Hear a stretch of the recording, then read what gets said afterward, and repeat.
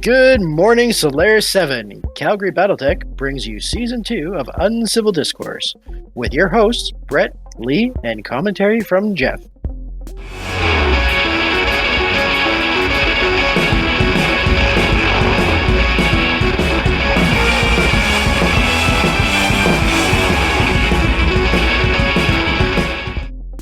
Welcome back, Fight fans, to another exciting season of Battletech, coming at you live, or at least rebroadcast from Solaris 7. Now, you can watch our matches live and in person every second Sunday at the Ogre's End Gaming Club. That's located at 3220 5th Avenue Northeast. Feel free to pop in and see what's poppin'. Games start at 10:30 a.m. sharp, local time of course, and wrap up dice down at 3:30 p.m. So, the atmosphere is always inviting, and you never know, we might even have a pickup game for you. Last year, we had Jock as our guest commentator. This year, we bring you Geoff, stable master of Wriston's Rogues and longtime friend of the family. You guys are horrible at intros, you know that, right? You didn't say anything about this being Season 2 of the League, or anything. Come on, guys, we gotta be better than this. What do you think we don't pay you for? I really should have asked for more. Alright, Fight fans, like Brett said, we're on to Season 2, and this is the preseason show for Uncivil Discourse, where we bring you all the scouting, and we look at the 23 players that the season is having this year, and what they've decided to bring to the table. Plus, we'll add our predictions, because, we're great at that. Yeah, well, most of us suck at this, Geoff. I think you're going to do well this year. This season is being expanded up to 10 matches from our original 8, with a 3-round single elimination playoff, just like last season. Regular season is being random selection, but playoffs will be broken down into 3 divisions, A, B, and C, for lack of a better nomenclature. So without further delay, let's get looking at some of those lances that have been submitted in alphabetical order by faction.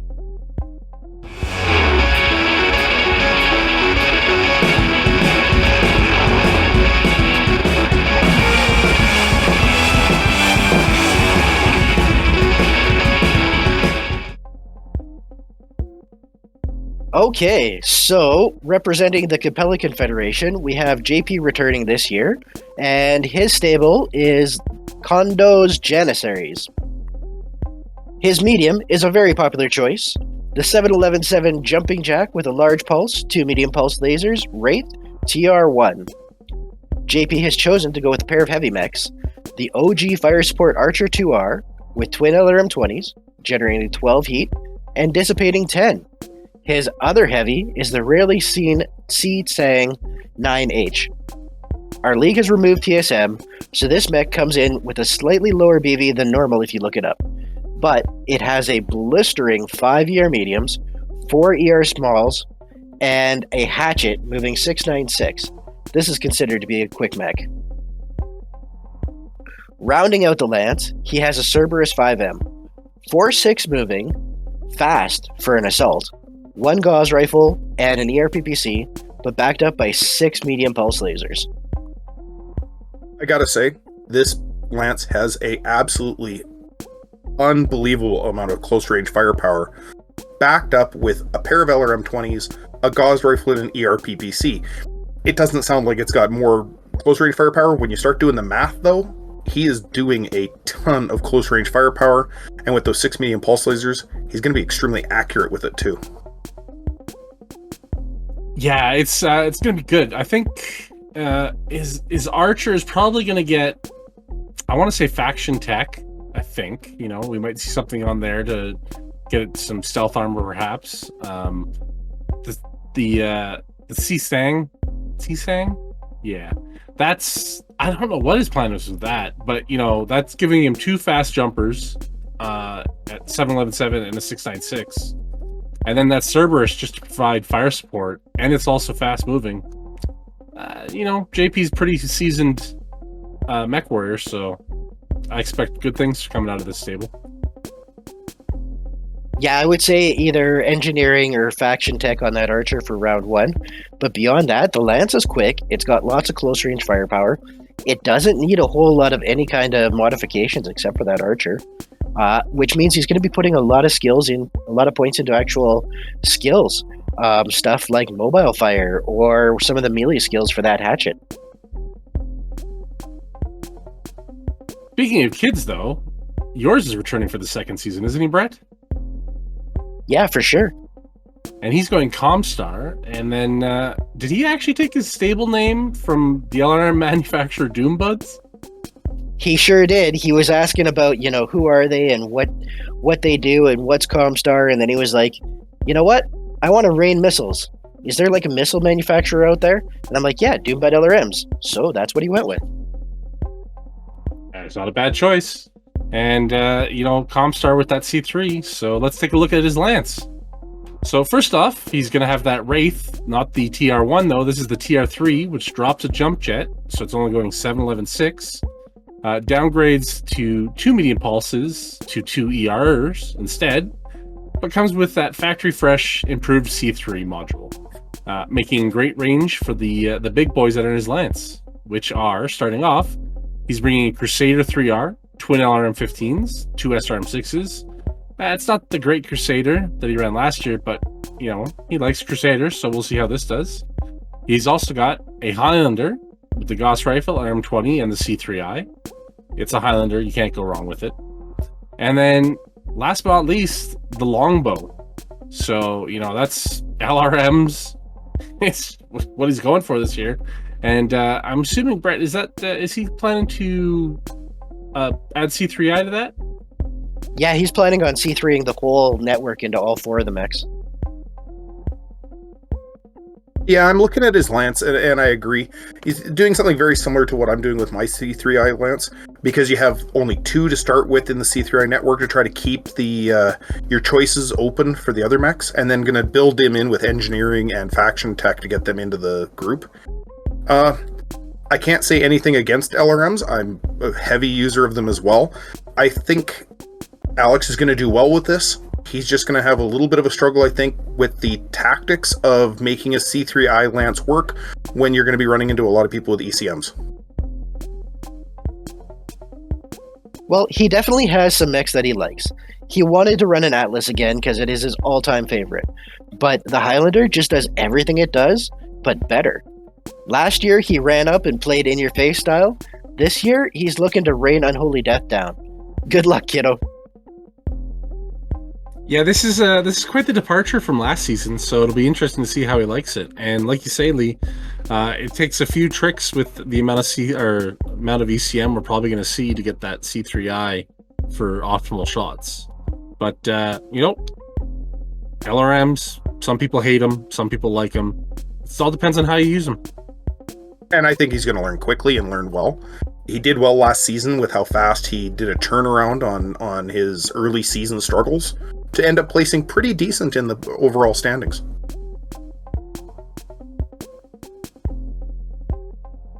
Our second ComStar lance being piloted by Lee and his mass destruction stable. Woot woot! Lee, why don't you tell us about your lance, your nefarious plans, and how we can make plans to counter them?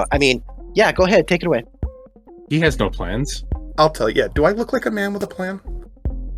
So starting off with is a very popular mech that everybody seems to be taking a large number of them, though mine is the Wraith TR3 with those large pulse laser 2ER mediums and the C3I.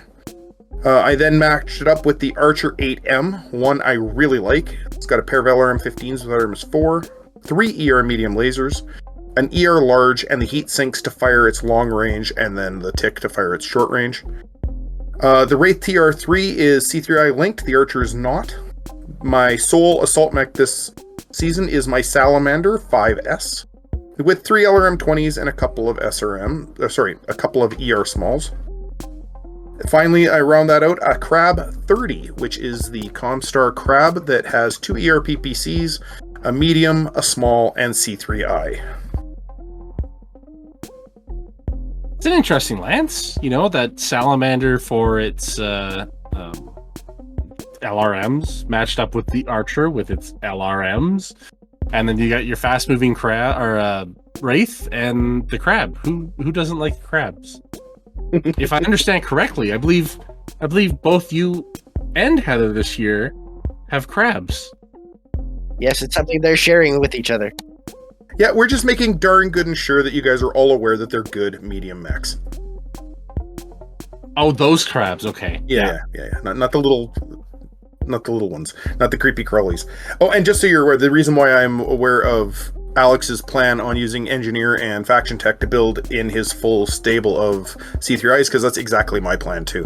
My LRMX are not linked, but they will be as soon as I have points. It makes a lot of sense, really. ComStar has some great lists, or mechs in their list, but not always the greatest ones for bringing in on a C3. Oh, that salamander. I like that, though. It is my favorite with the 3 LRM-20s. Can't go wrong with that one.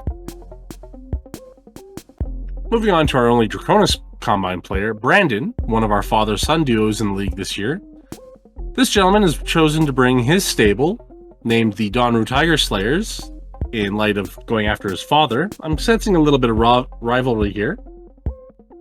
From the get-go, though, he's bringing out a medium with the Cicada 3G, so slightly different from what Steven ran last year. This version has the ER large instead of the ER PPC, and it's backed up with a pair of medium lasers. But also brings in the new Beagle Active Probe, which in the league is going to be quite handy for shutting down those ECMs. For his first heavy choice, he's going with the Orion MC, that's the MRM-20, MRM-30, LB-10, and a C3 slave unit to start. That's a lot of missiles, folks, in one unit for a heavy. His assault is going to be the Battlemaster K3. It's packing the C3 Master, which he'll need to run his network, and a lot of long-range guns in the form of 2 ER large lasers, an ER PPC, 4 ER Meads, and a Streak 6 for close support. It's a well-rounded mech. But to round out that lance is a final heavy in the Warhammer 8D. This one's, your typical Warhammer. 2 ER PPCs, 2 ER Meads, 2 ER Spalls, a Streak, and a C3 Slave. Yeah, he's definitely starting out with a 3-mech network. So he's the only networked that's starting with 3. Hopefully that'll give him a little bit of an advantage. Both ComStar players are starting with 2 unit networks. So Brandon's only going to have 1 mech that he needs to modify in. This will save him some points in the long run. The Battlemaster is a nice platform for the Master. It is solid, reliable. It only has 36 heat sinks. So if it's firing all 3 of those main guns, it could be in a bit of a problem. But I like it.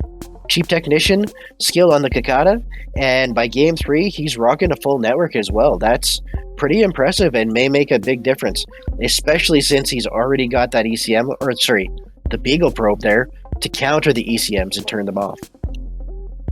Yeah, I'm really actually impressed by this lance, having a good look at it. We all know how much the league absolutely despised Steven's Cicada last season. It was just too accurate and it was too quick to ignore. You had to deal with it. Now, his choice of bringing 3 in the system to begin with is a really smart idea. It's going to really help him out in the long run. It really is going to be up to everyone else to be able to try to figure out how to shut him down quickly and early. And everything else is just solid. 3 ER PPCs, an LB-10X, an ER large laser. He's got range, and he's got the backup weapons to protect the Battlemaster K3 from anybody who tries to jump in and shut down the entire system at once. Yeah, it's a pretty good mix of mechs. The Battlemaster is decent on armor. It's not the greatest with all the stuff it's packing. But, it's still a Battlemaster. And I expect we'll probably see clan salvage on that Cicada for the ER large, but I would be not too surprised if you use it on something else, really, in the end. And it saves him a ton. Clan salvage, ER large laser, automatically the slave unit in. He doesn't have to sacrifice anything to get more range, more damage for the same amount of heat. It's almost like a no-brainer. Heather has returned this year, and she's representing the Free Rosalog Republic as her namesake Blitzkrieg Jezebels. As you guys said earlier, she is starting off with crabs. Well, a crab 27B. It's got a pair of ER large lasers, ER medium and an ER small, I believe, as well. It moves 5'8". Can really reach out and touch someone. Considering the fact it dissipates something like 30-some heat, this thing doesn't overheat until it takes 2 engine hits. It is actually a really solid mech. She's pulling in the Marauder 7S, which is an upgrade of the 5S, whose biggest problem was ammo. It only had 1 ton of ammo for its Gauss rifle. This one has 2. It's coming out with a Gauss rifle, 2 ERPPCs, twin medium X pulses. It's a great fire support mech, and with Mountain Earring, because of her faction tech free skill, or faction perk free skill, it's going to be able to get to where it wants to be able to support the rest of the team. And with 2 tons of Gauss rifle ammo, it's going to be able to stay in the battle a long time before it has to start to join in. The Zeus 9S. Laura ran one last year, so it's not the first time we've seen a Zeus in the league, but it's a little bit less common choice at 80 tons. With an ERPPC, an ER large laser, an LRM-15 with only a single ton of ammunition, it moves 4.6 but has a standard engine and only 1 ton of ammo for that LRM-15, so it's got a limitation on that weapon, but it's basically a zombie. It's got case, standard engine, it's going to be really hard to kill without a headshot.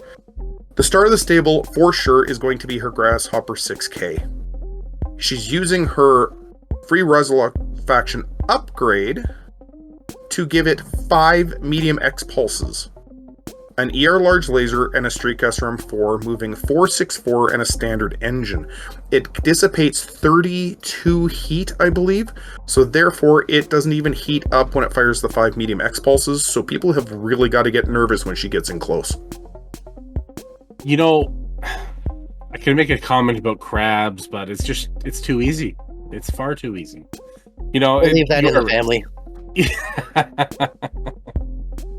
It's a great crab variant. Yeah, it's really good. The Marauder 7S, you know, the fact that it's got the 2 tons now, it's perfect. The Zeus, it's a little light on armor. It's not the best of the assaults, you know, but it has potential. Like you say, it's already somewhat of a zombie to start with case and that. It definitely needs an extra ton of ammo for that LRM, I think. But, you know, it has potential for stuff.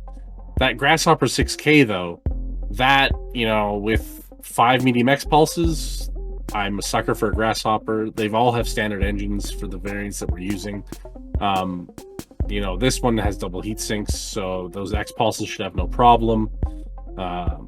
You know, it's an all-around great mech. I really like it. It's a smart choice to upgrade the X pulses on the medium pulses to X pulses on that for her faction upgrades. So I think it's going to do good work for her. Yeah, I really like the Lance. The Marauder already started with X pulses just on the stock variant. The Grasshopper picking up the free upgrade means that she's got lots of close-in firepower. The Zeus is probably the weak link because it is a little light on armor, but it has options that you can move around, or if she doesn't like it, she can always switch it out later. The Crab is quick, but there's only one jumper in the Lance, and that's the Grasshopper. Depending on the maps she pulls throughout the season, that may be detrimental, but if she gets all good maps that don't need all of that mobility, she's got lots of ground-bound mobility. So good on her, good choices. I'd like to see how Heather places this year. So, continuing on with another new member to this season, we have Will, our second FRR player, coming in with the stable Oni Storm Riders. The mechs in his stable this year are going to be starting off with a Wolverine 7K. That's the large pulse, medium pulse, small pulse, and twin SRM6s going 5.85. Probably one of my favorite Wolverine variants. Following that is the Archer 5CS with 4, that is correct folks, 4 LRM-15s with Artemis 4. It's a crazy number. It's glorious. He also has the Hatamoto 27U, which is the 2 PPCs, 4 medium pulse, which he has upgraded to X pulses, with a standard engine, Bax armor, and he's also taken the Mountaineer skill on that mech as his free choice with the FRR. Last but not least, his second heavy mech is the Nodachi 2KC. 5'8", sword, 6 medium pulse, large pulse. It's fast, has a lot of firepower. It's a pretty close-in fighting mech, so it's it's gonna get in there. It's gonna tear things up. Overall, I like this mech or this lance. It seems like a very well-rounded lance. The Hawamoto is a decent assault mech. Two PPCs and 4 medium X pulse. A little light on guns when it comes to some of the assaults out there, but I think it'll still do well.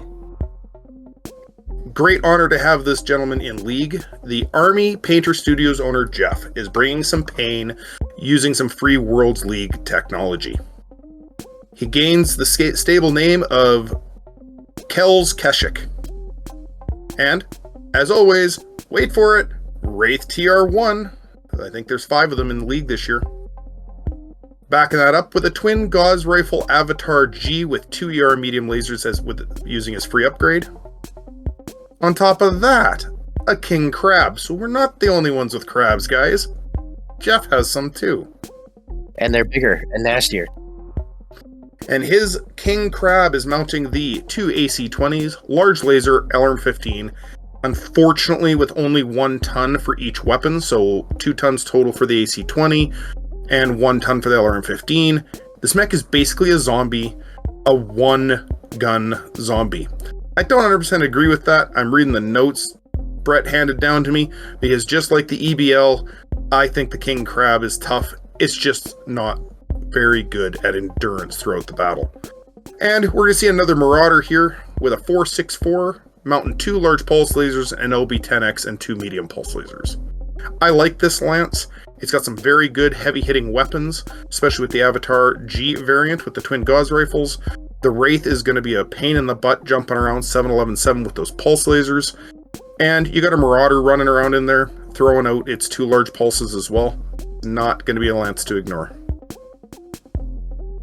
I know exactly what's going to happen with the King Crab. It's going to get a lot better. The Wraith is great. The Avatar is good. I'm kind of slightly interested that he picked that for his free ER large laser upgrades, but I guess if that's the only thing. The Marauder, it's a good variant. 2 large pulse lasers with the LB, and then 2 medium pulse lasers. It's a good all-around fighter. But that Crab, when he's done with it is going to be quite nasty. That King Crab is definitely the deficient part of this lance. It is going to get the crap engineered out of it. It is going to step up and then become the centerpiece of the lance, I think.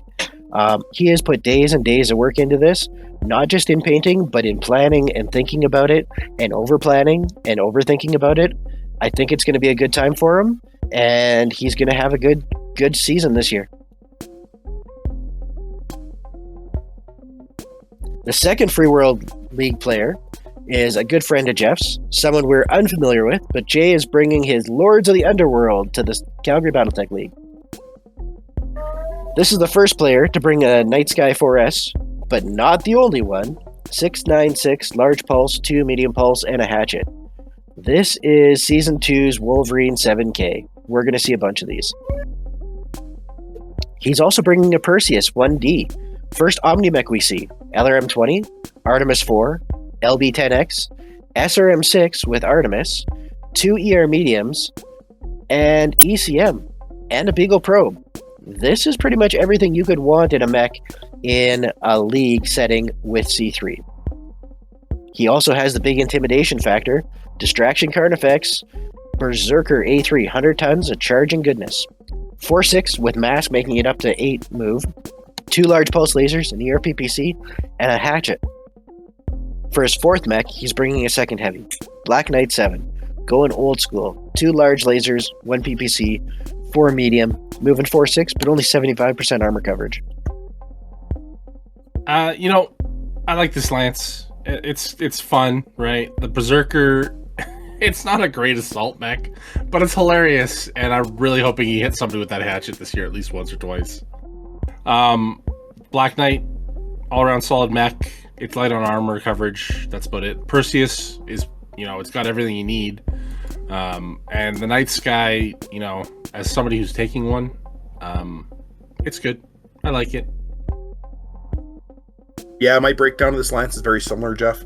The Berserker has the terrifying factor of 100-tonner moving 8 hexes. If he can fit in an 8 hex charge, it's an 80-point charge. Who cares about the hatchet at that point? But if he can bring in that hatchet to bear on somebody, it's a pretty massive hit. A 20-point hit, any location on the mech, it's going to knock people over. It's just got to actually get into position where it can do it. I know I'm causing grief, and I'll probably hear it in the comments. I don't like the Black Knight, guys. I just don't. It's too hot. It moves okay, but that 75 armor coverage, I think the Flashman's a better mech. The Black Knight's okay, but the Flashman and the Black Knight, in my opinion, are really limited on armor. They bring too much weapons to bear as well for its heat capacity. The Night Sky, I can't complain about it. It is a solid mech. And the Perseus is a great mech as well. There's no changes that need to be done with that mech to make it effective in Calgary Battletech League. Anybody want to, smack me back down on my Black Knight comment? I beg to differ on the Black Knight. Especially with it only needing a single use of Engineer to give it double heat sinks, which then brings down its heat factor, and takes care of that armor factor. So it's an easy fix on a mech that's great. As somebody else who's bringing a Black Knight this season, it can use some attention, but if you're short on points and you got elsewhere to go, it can walk onto the field and perform just as is. All right. I'll give you guys your opinions on it. We'll see how he does throughout the season, but good luck. Another one of our returning players, Gary, he's coming back this season representing the Fed Sons with his Red Sun Irregulars. Really happy to see some hereditary names coming in. It builds up the lore and makes some of those iconic teams that people are going to want to play. Now let's see if he has a bit of a better year now that he has his virgin season out of the way and knows how we roll the dice here a little bit better. His tactics were sound, overall game knowledge was good, but League is competitive and it can take a little bit of learning. Now his lance and mech choices are really solid. He's bringing in a Phoenix Hawk 3PL, which I know is Jock's favorite version of this mech. It's a large pulse laser, 2 medium pulse lasers with a targeting computer moving 696. It already starts off with a -3 to hit. And this means it basically doesn't need any gunnery adjustments, saving some points for other types of skills. This couple of mobility skills would make this lance that mech pretty deadly. You got the Thunderbolt 9SE, 464 jumping, large pulse laser, LRM-10s, and some mediums. Anything that I believe the Iridani Light Horse uses, pretty hard to argue with there as well. And the first of the Banshee's 3S's, amazing we've got this far without seeing any others, we now see it here.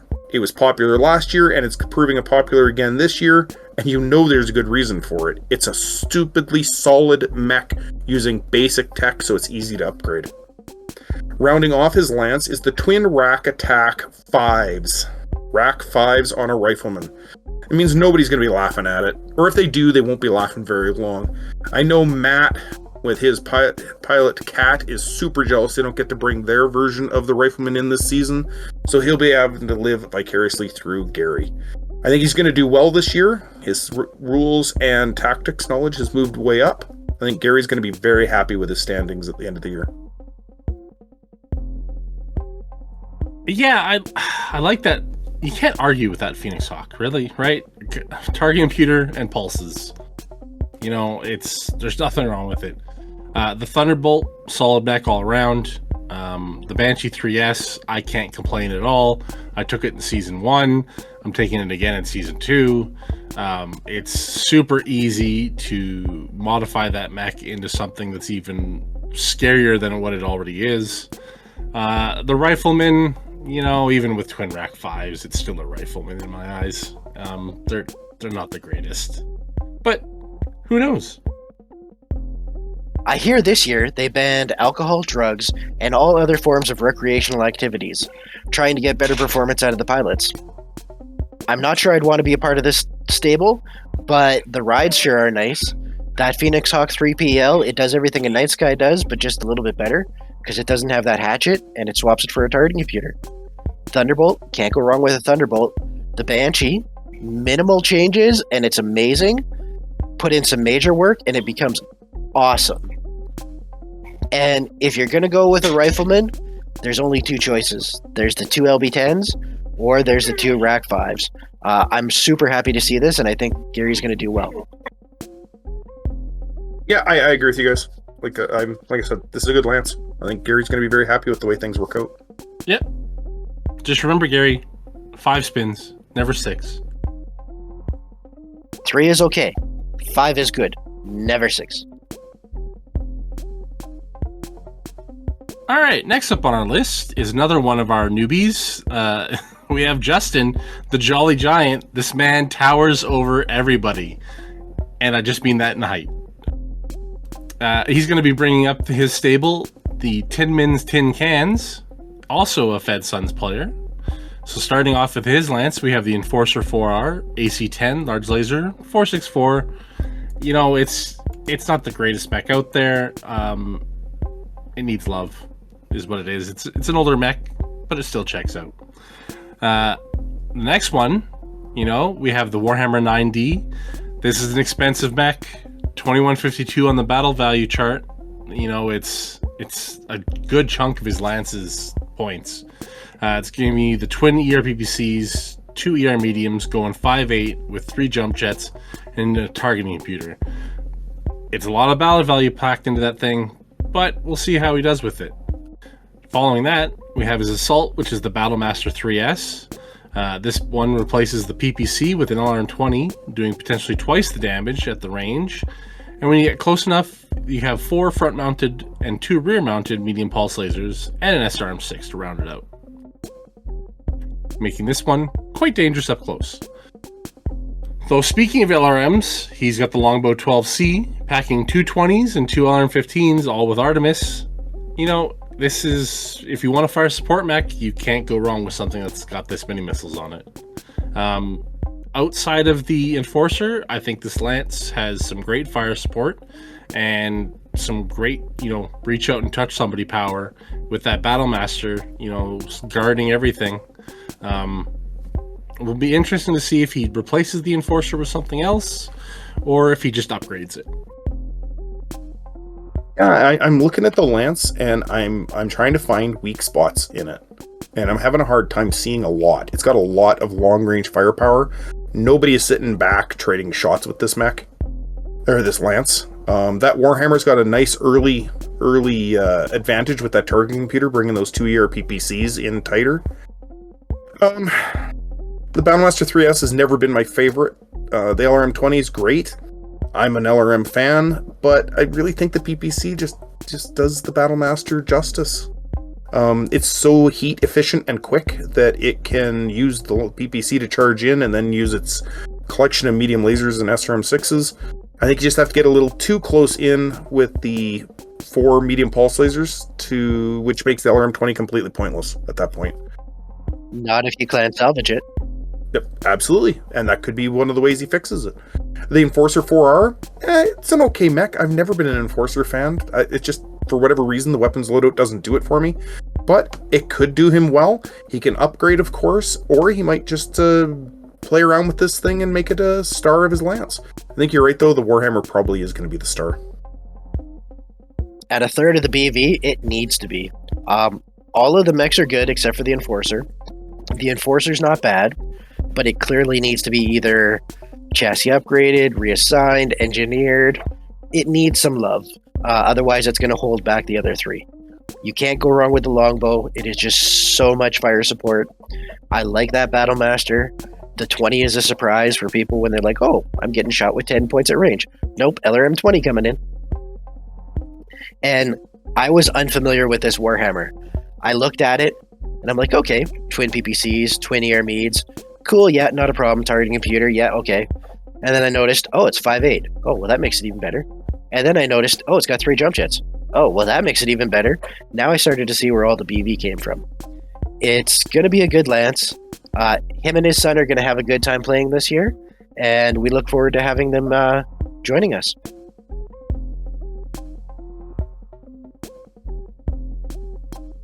The last of our Federated Sons players, Mother of Alexander, Laura is bringing a fantastic group of mechs that really lay down some Thumper's revenge. Being the first Fed Sons player to send her lance in, she is by no means copying Gary, but they are both bringing fantastic Phoenix Hawk 3PLs.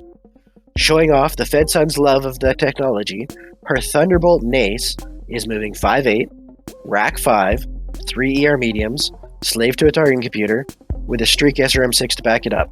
Oh, and did we mention it also has ECM? What more could a girl ask for? To lay down some fire, she's bringing a pair of missile boats. The 80-ton Salamander, not the one that you like, Lee, but she's bringing the one with 2 LRM-20s with Artemis, and an SRM-6 with Artemis for close-in protection. And she's bringing one of your other favorite mechs, a Stalker 3H, pair of LRM-20s, and a pair of SRM-6s with 4 medium lasers for backup. Seems like my family is throwing missiles this year. Not sure what's going on there. Maybe they talked to each other, had a plan. Well, I played both of them. I beat both of them. It could be because they really enjoyed how my missiles were working. That being said, I gotta say, I like her lance a lot. That Thunderbolt's gonna be a bit of a scary mech.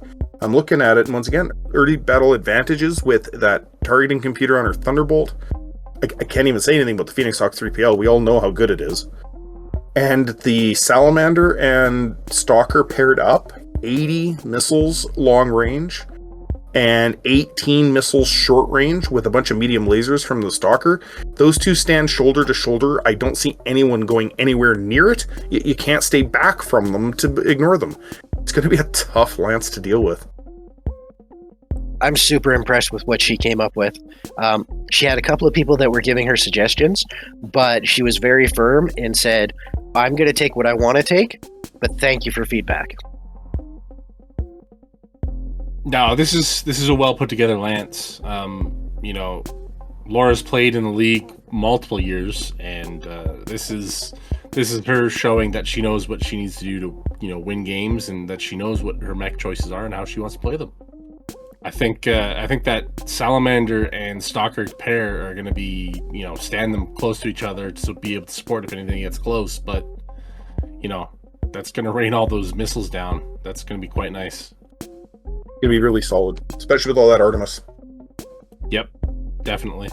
And then 3 SRM6s, and then those medium lasers when stuff hits close. You can't go wrong with a Thunderbolt also. Like you said, showing the Fed Sons with bringing 2 targeting computers right off the bat is that's just save points for gunnery skills, really. So, going on to the first of our 2 champions from last season, we have the champion of the B-side from last season. Aaron has some really high expectations this year to fill, especially with his B-side Brawlers and his overwhelming need to smack talk. Buzz. So, moving with the herd, he's got a Night Sky 4S. It's good enough. How can you possibly complain about it? Returning from last year, we see the Archer 5S with twin LRM-15s with some close range in support. It's a solid addition to any lance. When you need to bring the pain, it's got a Night Star 9J coming in. Does a pretty darn good job of cleaning up entire lances on its own with a pair of Gauss rifles and ERPPCs. It really can reach out and bad touch you. And, as always, embracing the LRM life like everyone in League should, Aaron has brought a mech you don't see too often. The dreaded Adam Steiner's Axeman 2N 464 with a hatchet, large pulse lasers, and twin LRM-15s. If it cannot hit you with its axe, it will pepper you with missiles. I think this lance is great. It's got a lot of mobility, got a lot of good guns in it. But it's Aaron. His name says it all. B-side Brawlers.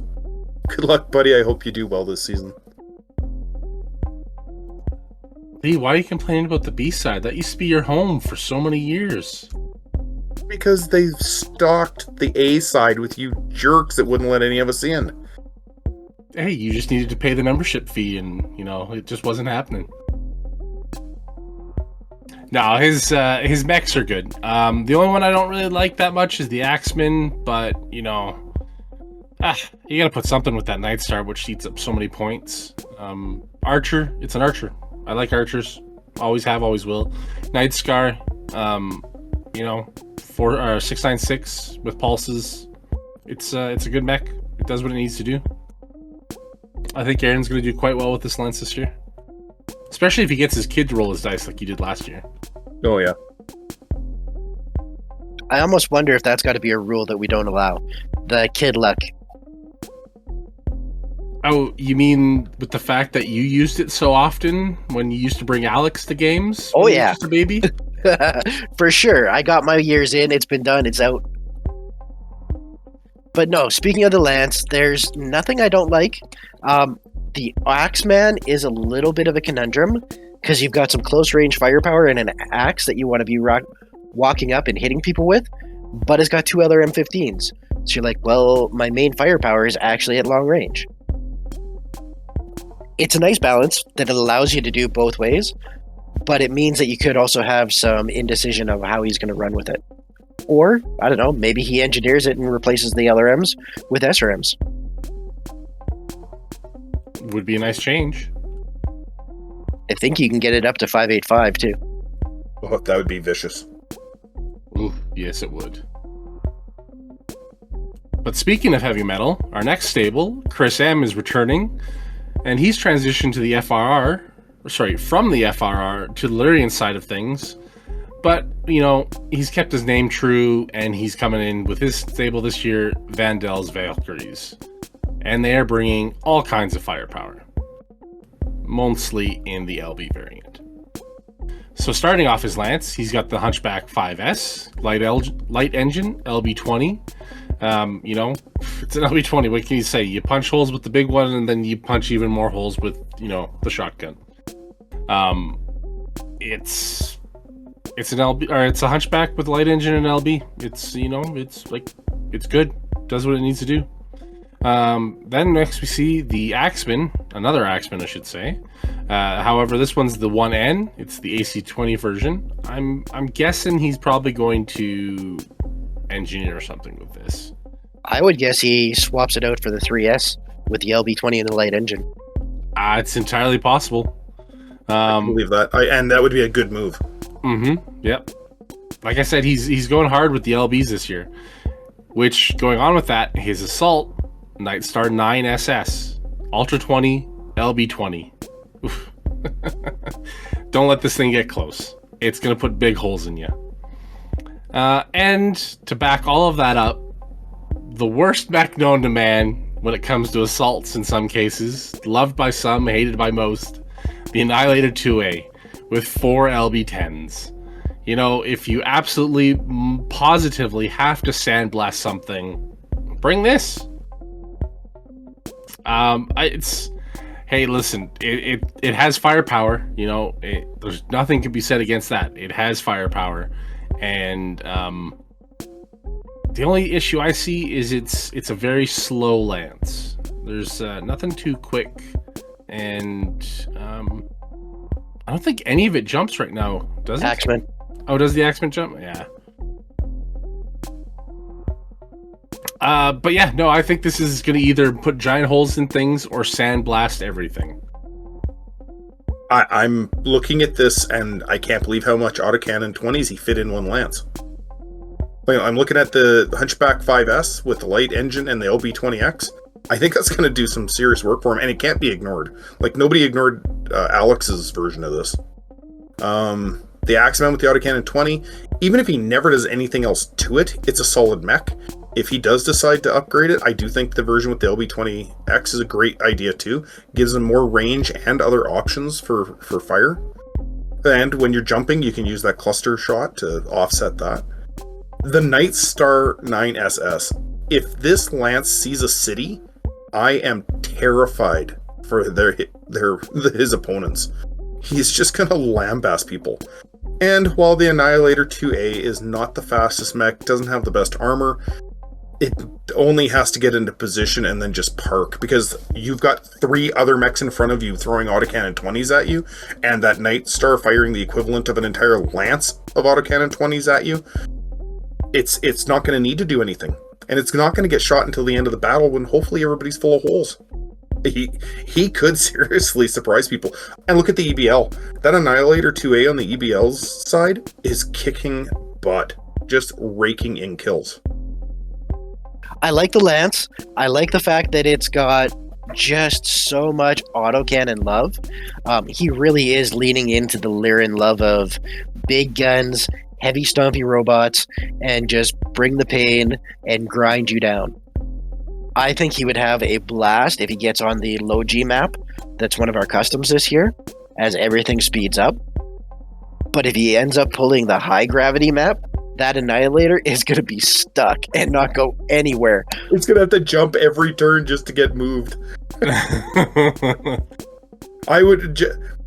Chris, avoid the custom maps. Just from me to you, man, avoid the custom maps, and I think you'll be fine. I think you're going to do great. I just can't wait to hear the first time you catch somebody with both Ultra 20s and that LB20X in the same turn. I got hit with 4 autocannons, this AC-20s this turn. Oh my god. My mech just fell to pieces. Yeah, the only thing I would have liked to seen is the, in the Axeman, instead of the AC-20 version, I think I would have liked to have seen a heavy that had a bit of longer range firepower just to back up some of the stuff when it was closing, right? Yeah. Yeah, I think he's just going to have to use the terrain and skirt the enemy so that they've got to have hard shots until he can really charge into medium and short range. But once he is in there, like I said, in a city, he's going to be brutal. No, oh, yeah. Man. He's walking straight up the field, just shoulder to shoulder. I'm going to get there. I'm going to get there. Yeah, God help you when I do.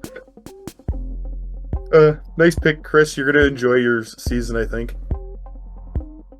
Our host venue, the Ogre's Den, has actually sponsored a team this year, and they're throwing to the Wolves Calvin, but he's pulling a pretty solid lance. He's bringing his mercenaries straight out of the back room and laying some smackdown with the War Club stable. He's bringing the Night Sky 4S. Anybody surprised? And he's throwing the mercenary bonus of a clan tech upgrade to clan up its large pulse laser. It's going to be fairly reliable and a threat that can't be ignored considering the fact it doubles the range of the pulse laser.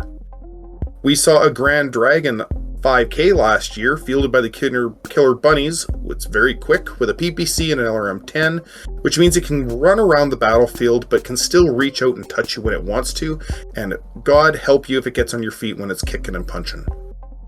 Now, living the thug life, we see a Thug 10E with a pair of PCs and 2 SRM-4s. I don't think it's got a lot of stuff in it to protect those SRM-4s, but we'll see what happens. If it's got case, it's definitely going to be a pain in the butt to kill.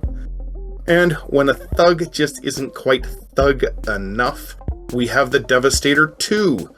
2 large lasers and twin AC-10s that are a very solid pair of weapons systems to link together, same ranges, same everything else. It's going to be a tough mech to drop. All in all, I think Calvin's going to do well this year. I saw him rolling some dice and they were looking awfully good. His numbers and rules knowledge is really solid. The Grand Dragons, we'll see how well that works out.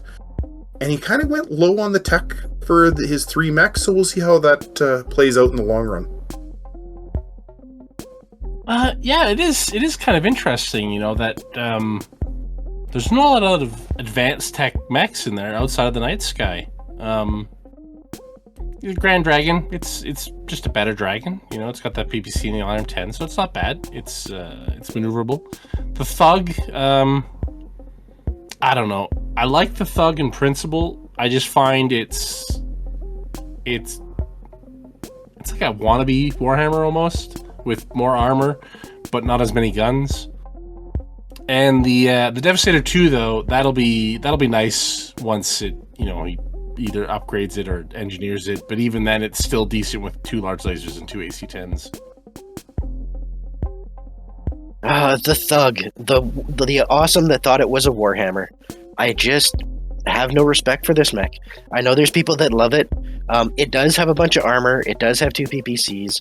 It's got no case for the SRMs though. So initially it's pretty susceptible to the ammo going up. But I know that Calvin is bringing mechs that he enjoys, that he likes. So at the end of the day, play what you want, play what you're going to have fun, and that's all that matters. I don't think his list is going to hurt for anything. The Night Sky has got lots of room to reach out and be mobile and still do damage. The Devastator, Mackenzie ran it last year and it did nothing but good things. That Devastator pretty much killed my Lance. So even if the rest of the stuff doesn't pull its weight, that Devastator will. The Grand Dragon, it's speedy. Like, it starts off. It is a good platform to build on. I think he has a plan, and I think we just don't know what it is. It's going to be fun to see what the War Club comes crashing down on this year. And when it comes right down to it, 10 points of damage is 10 points of damage, 10 points of damage. Doesn't matter where it comes from. Whether it comes from a PPC, an autocannon 10, an ER PPC, LB10X, it really doesn't matter. So it doesn't have to have upgraded tech. The Grand Dragon, I think, is a little bit bad on heat. And the Thug without case is a bomb waiting to happen because I don't think it has a lot of criticals in its torsos protecting those ammo bins. Otherwise, it's a good lance. It's going to be really solid. And like you said, that Devastator with twin large lasers and twin autocannon 10s may not have a pair of Gauss rifles and a pair of PPCs, but it's still throwing out a significant amount of damage. All right, another returning player, Chris C, coming in hard and fast with his Mark Lance, the Parker's Pathfinders. He's taken, a lot of advice this year, and he's made quite the list for his lance. So starting off, that is going to be the Wolverine 7K, large pulse, medium pulse, small pulse, twin SRM 6, 585. Like I said before, one of my favorite variants for the Wolverine. So I think it'll do good things. Next up, you have the Grasshopper 5N. Now, normally this is a PPC with 5 medium lasers going 464, 22 single heat sinks, and a standard engine. Chris, though, has used his clan salvage upgrade to clan the ER PPC. So now that's going to be jumping around, delivering 15 points. Not only is this thing a zombie, but now it has some great firepower. Even with those single heat sinks, it's still going to be able to fire that and jump, no problem. Backing that up, though, we have the Night Star 9J, twin Gauss rifles, ERPPC. What can you say? It's 2 Gauss rifles and an ERPPC. You stand it back somewhere and you fire them, and you just fire. It's a great mech for an assault mech. The only thing now is he's gone with the Centurion 10B, LB10, LRM10. It's not the worst one out there. It's 4.6. It's a little on the slow side, and it is only a 55 tonner. So it might have a little tough fight, with some of the other lances we're seeing. Outside of that, though, I think Chris has a good solid foundation with this lance that, even if he decides to change out that Centurion, the rest of them are great to work with. Yeah, I see where you're going with a lot of your thoughts there, Geoff. I'm seeing a really solid thing now. To be honest, the Night Star 9J scares me more than the Banshee, the Atlas, the Imp. A lot of the assault mechs we see bringing out, I'm not nearly as terrified of them as I am the Night Star 9J. You have such a huge damage potential at 22 hexes with 2 Gauss rifles and an AR-PPC, and 2 of those are head cappers. So you've got a massive amount of damage there. The Grasshopper having a clan AR-PPC, we'll see how that goes. The jumping around a lot makes that weapon a little bit inaccurate, but it's a zombie, so you're going to have a lot of time to be able to keep slapping those weapons down. And you've got 3 jumpers in this lance. I think, or not 3 jumpers, sorry, 2. The Centurion doesn't jump. But 4.6 with an LB10X and LRM10, we've seen you do that, work well with that with the Wolf Trap, wasn't it? I ran a Wolf Trap last year with that combo, and I've run a Centurion with that combo before. Gary ran a Centurion with that combo last year. It is a really solid 1-2 punch for throwing some long range without drawing a lot of attention. Yeah, so I see that mech being okay. The speed's not bad. It's not the fastest mech in the lance, but it doesn't have to be. You've got the Wolverine and the Grasshopper making sure that people have something in their face to pay attention to, while the Night Star finds a elevated targeting location. The Centurion can just go in and clean up kills with that LB-10X, taking advantage of the holes that the other mechs create. I really like this lance. I think he's going to do a lot better this year. He has a really good, solid foundation to work with, and I think he learned a lot from last season, and we'll have a really good time regardless. Good luck, Chris. Yeah, good luck, man. The third of our Sons of Battletech, one of our newer players, Max, is coming in this season with his father, Galen. It should be interesting to see how they stack up. He is also flying the mercenary colors with his Abashi's Avengers. Light and quick, the Vulcan 5T makes a return this season, going 696 with 4 medium lasers. It can't be overlooked. We had 2 Vulcans last year, but I think this one's got a limited lifespan. The Warhammer 7A, not a version I was familiar with. 4 medium lasers, SRM6 with Artemis, 2 ERPPCs, one of which he spent his clan salvage to upgrade. And this lance brings 2 big boys in the form of an awesome 9M, going 4-6 with 3 ERPPCs, and a Sunder A, 3 LRM5s, ERPPC, and a Gauss rifle for long-range fire support. Now, originally, I was thinking of running a Sunder. I was thinking of running a different one. I've gone about face, but it's a nice-looking mech. It's a solid platform. If he's thinking about using the alternate configuration, it's not the worst thing out there to be using it for.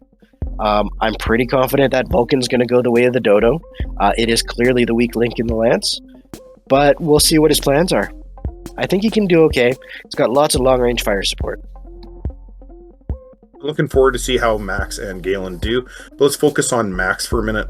That Vulcan 5T is going to be great. I've seen other players use the 696 movement profile with medium lasers before, and it's solid. Really solid and difficult to deal with, especially throw some gunnery skills on it. Like you said, Brett, it might be a short-lived one, but I'd almost want to turn that mech into a bit of a star player. The Warhammer 7A doesn't need really a whole lot done to it for it to be a star player. It's already there, and I see a few lances making the Warhammer their star. Awesome 9M. You just can't go wrong with it. It's got a little bit of an ammo weirdness, with the SR Streak 2 ammo being in the left leg. And the Sunder, I'm not that well aware of. The 3058 Omnis, I think that's where it comes from. I kind of disregarded when I saw them because they were kind of piss poor prototype mechs. It's looking good. It's got range to throw out. I think 3 LRM5s is superior to 1 LRM15. Part of the reason why we don't let you downgrade to multiple smaller missile launchers, well, this one comes stock, so it's totally legal.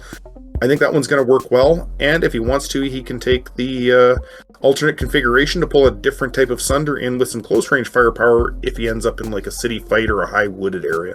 I think Max has a great lance. We'll see how he does in the first couple of weeks. I like this lance. You know, it throws a lot of ERPPCs downrange. The awesome 9M, like you say, the only weakness really is the fact that it's an XL engine and that ammo in the leg. Outside of that, the Sunder is, for having a Gauss rifle and an ERPPC, it's fairly cheap when it comes to battle value on a mech that's got both those. And I think you're right. We're not going to see that Vulcan 5T for long. You know, it's a decent one to start with. Going 696, but I think he has plans to either swap it out or, you know, majorly modify it. I think Max is going to do well this year as his first year in this league. I'd have to say modification of mechs are definitely going to be on Galen and Max's minds, as they have definitely been picking ours for about 2 months now.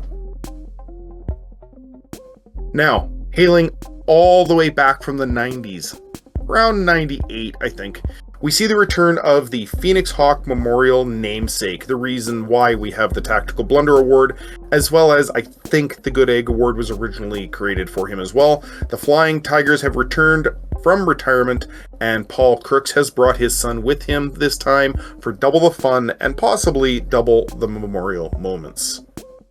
Now, our third Phoenix Hawk being brought in this season is a 3S. And Paul would not have been able to show up and not bring one of these iconic mechs. I think we would have kicked him out of the building. He is running 696 movement with a large pulse laser and a pair of medium lasers, means that it is a very good close-range threat. And with an anti-missile system built in, it's got some defense options as well. We might actually see somebody take the intercept skill, guys. Another Thunderbolt, not a surprise, the 9SE is a good jumping mech. It just can't be the Flying Tigers if they don't all jump around, right? Oh, no. One mech shy. Paul's signature mech, the M4E, almost positive he used this every time. In the old leagues, it's packing a pair of twin ERPPCs with an LRM-20 and a bunch of medium pulse lasers for close-in work. And lastly, rounding out this bouncing baby's lance, we see a Victor 9B with a clanned up Ultra 20. Let's just see if it can pick up as many kills as Steven did last season. I am so happy to see Paul back in this league. He's part of the reason why I stayed even after I started, when I wasn't really sure how people were going to react. Paul was such a joy to play against. It kind of locked me into wanting to play that and wanting to beat Brett, which I finally did last season. So I'm really happy to see how we're starting to pull in some of the old players. I know Paul coming back, right? Brings back good memories from the old league. You know, his lance, he's sticking to his name. 3 of the 4 jump, and he's bringing back the imp. It's like the old league all over again, right? In fact, if I remember correctly, Brett, you were saying that he kept trying to put a second heavy instead of, being able to choose anything. He kept trying to follow the build rules of 2 heavies, a medium, and an assault under 320 tons. Or under 270 tons, or whatever the cap was. Yeah. I'm like, no, Paul, that's not our build rules. It's BV, 1 of each, and whatever you want otherwise. I'm looking forward to seeing Paul play again and possibly playing against him. And he's an old hand at this, so I think he's going to do well. His lance is well put together, so yeah, good luck, Paul, and happy to have you back, man. All right, following up Paul's lance, we have another newbie to the league this season, with a mouthful of a stable name that we're probably gonna have to abbreviate at some point in time. We have Galen with his periphery unit, the Petulant Perry's Periphery Pirates. Nah, that's not too bad actually. So I'm fine with keeping it as that, unlike some of my other co-hosts, which will probably falter on the name a few times. But starting off his lance, we have that Enforcer 4R. It's meh. It's a meh Enforcer is what it comes down to. But it's 464. Next we have the Marauder 3R. So any fans of 3025 know this mech. 2 PPCs, AC5, 2 medium lasers. But it's got that weak leg armor. Brett ran one last year, but this time Galen's bringing it with the Gunslinger 1, twin Gauss rifles, 4 medium lasers with an active probe and an ECM. Brett kept losing legs or getting leg hits, so hopefully Galen can do better with that one this time. And our third one of the season so far, another Banshee 3S. Yeah, everybody just wants to be like my Banshee last year. I can't have anything bad to say about it. I think Galen's going to do well with some of his plan changes I believe he's going to have. I think, like you said, we're going to see both him and Max heavily use the engineer technician and some of those other skills that allow you to modify your mechs. I think he'll do decently this season. So welcome to the league, Galen, and good luck with your matches. Quickly looking at this Lance, Galen went very heavy on his assault mechs. They're his anchor, absolutely. And the Enforcer for our... I think it's like the light mechs from the EBL. It is a filler mech just to get in under BV. As much as I love Marauders, and I use the 3R a lot when I first started playing Battletech, I think its lifespan in Galen's Lance is really limited. I'm pretty sure he's going to be swapping it out or doing some pretty severe engineering to it to get it to come up to League competitive standards. I really don't see fully what he's doing, but I really do like his assaults, so I think he's got a good anchor point to start with. We'll see how he goes through the season, and I think he's going to struggle the first couple of games, but I think once he gets his feet under him, he's going to do really well. The Enforcer, the Marauder. They're cheap. There's a reason for that, though. They're both decent enough mechs, but they don't really bring a whole lot to the table. They have deficiencies. I've used them both successfully in previous tournaments where you were running limited BV and people didn't expect it. But when you're running against 6,500 BV, those mechs are going to go down hard, fast. They don't have the speed to stay survivable. They don't have the armor to take the punch. The Gunslinger and the Banshee are going to be there for most of the game, but he's going to be playing a mech or two down for the first couple of games. I don't know what his plan is. I know he's probably engineering the Banshee because there's been lots of talk of that, but I don't know what the plan for making the Marauder or the Enforcer competitive are. It'll be interesting to see what he brings to the table, though. All right, it's time to talk about Geoff's Wriston's Rogues. We see a return, also flying some pirate periphery colors. This Lance is destined for good things. Night Sky 4S, fast, pulse, reliable. Grasshopper 5N. Zombie goodness with a PPC to reach out and threaten. The standard Banshee 3S. Can't go wrong. And the Cerberus 2V, twin gauze and medium pulses. It's a bigger, faster gunslinger. What more do you need?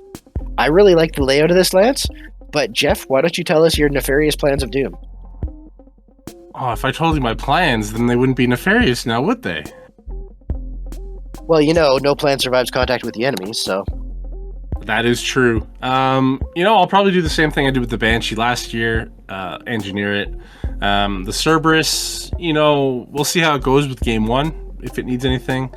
The Night Sky, probably going to drop the hatchet for some stuff along the lines of like an ECM and maybe a little bit more armor. And the Grasshopper is just, it doesn't need anything, so it might just get a bunch of skills. This wasn't my first list when it came to periphery, but someone else stole my list, Plagiarism? There was plagiarism of the list, and you had to change it? I just felt so dirty taking it after that, it's it was just the player. It was so bad, I couldn't do it after that. It was tainted? It was tainted, yeah. Don't hate the player, hate the game. Well, if the player could play the game, we wouldn't have to worry about it. Ooh. So, let me look at this Lance here. Geoff, I'm going to put on my spectacles. And so you stole the Night Sky from everybody else. Totally unimaginative with the Banshee. Cerberus, well, hopefully its legs are better off than the Gunslingers. Really, the only mech that I see you pulling out some real flavor is the Grasshopper 5N with its PPC and medium lasers. I'm just kidding, Geoff. You got a good Lance here. Night Sky 4S, why wouldn't you take it? Right? Fantastic. The Grasshopper 5N, I know that's one of your favorite mechs, so the fact we didn't see it last season in your Lance was a surprise.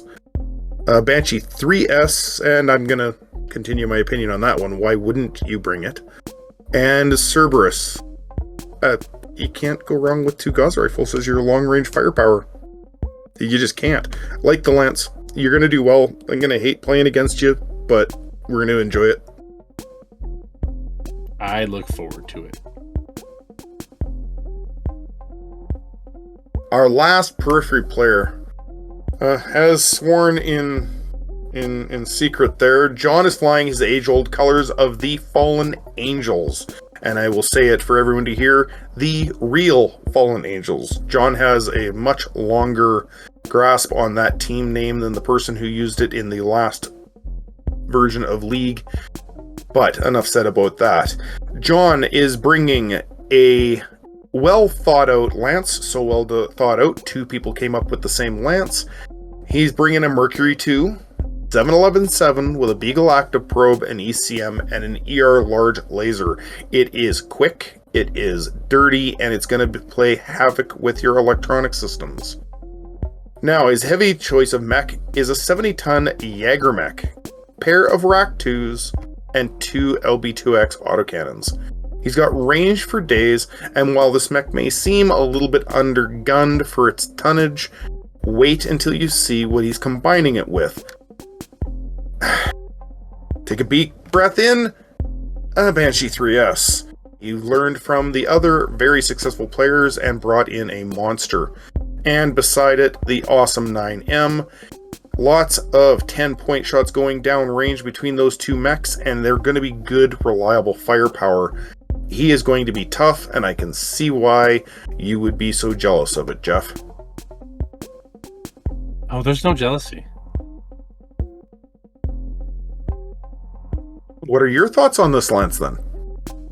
It's a good lance. You know, it's like I said, it was originally what I was going to take, except for the Jaeger mech. I was going to take either the a Grasshopper 5N or I don't even remember what my other option was I was going to take. But no, there's nothing wrong with it. The 9M, you know, it's good. You can't go with anything wrong. The Banshee is the Banshee. The Jaeger mech is an interesting choice. You know, so we'll see how that goes. And the Mercury, you know, it's a little bit light on weapons, but with the Beagle and the ECM going 711-7, you're not going to get a lot of weapons on it. So I think John will do well with it still. So the Banshee, the awesome, good firepower, good support. I hope he has a plan for the Jaeger mech. Not the mech I would have stolen, because he had the choice to pick something of anything. But the Mercury is definitely a defensive plan. I think he's terrified of the C3 and the C3I lances. He's making sure he has somebody he can send out that's going to be very hard to hit to try to shut them down. And the Mercury does that. It doesn't bring a whole lot else to the table, but it does definitely bring the I'm going to make your trick not be a trick pony. And the Jaeger mech is going to just simply be cleanup. He's going to be cleaning up a lot of damaged mechs with those 2 Rack 2s and the LB2Xs. Okay, someone I met playing Kill Team. Andrew has joined us. This player is possibly one of the most enjoyable people I know. He shows up and is nothing but smiles and a great person to play the game. Doesn't matter what the game. He's rolling in the St. Ives colors and bathing in the blood of Bashir.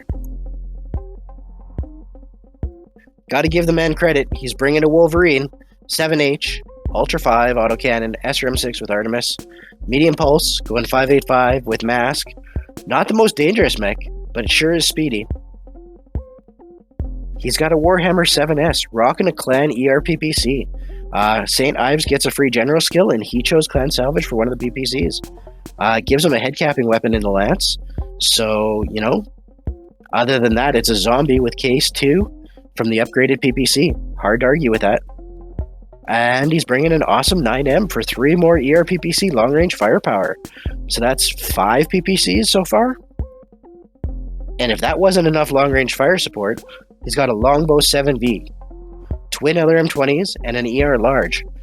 He definitely has some long-range fire in this lance, and a Wolverine to run around and be annoying.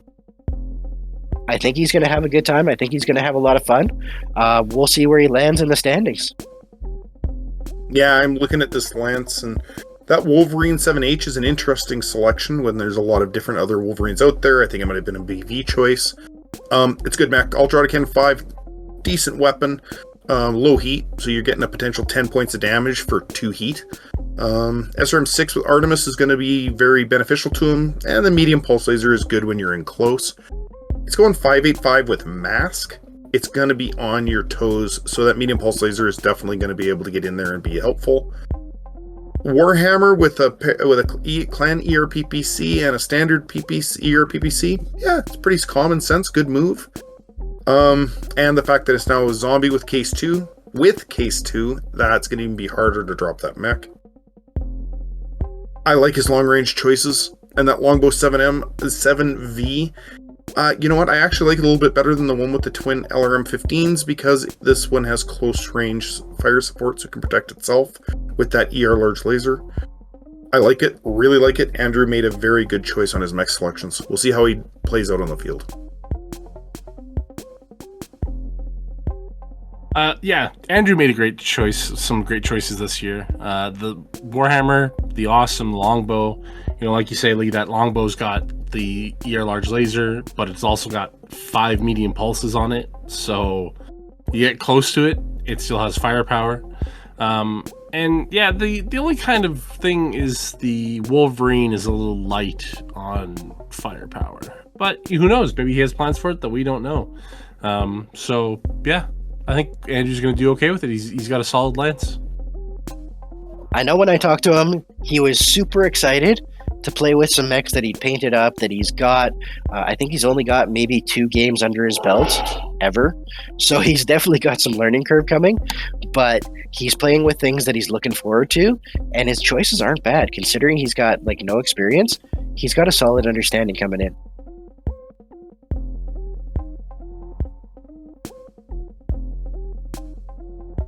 All right, folks, that brings us to our last and final player of the season. Your other admin, rocking the the second St. Ives Janissaries. We got Brett. The paint scheme is quite the eye catcher.